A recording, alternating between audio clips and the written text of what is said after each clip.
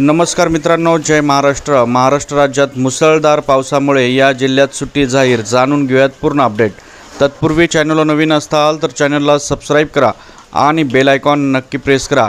बंगालच्या उपसागरातून पुढे सरकलेले कमी दाबाचे क्षेत्र सौराष्ट्राकडे आगेकूच करत आहे। त्यामुळे महाराष्ट्रातील काही ठिकाणी 200 मिलीमीटरहून अधिक पाऊस पडण्याचा अंदाज आहे।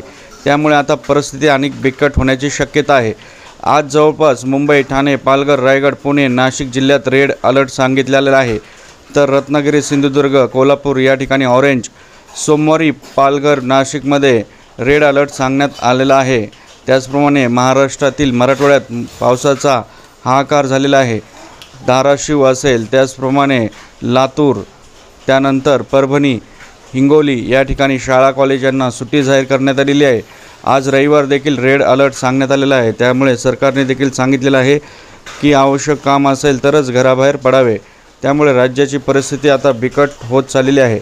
आपल्याला काय वाटतं कमेंट करा। व्हिडिओ आवडल्यास लाईक करा। जय महाराष्ट्र।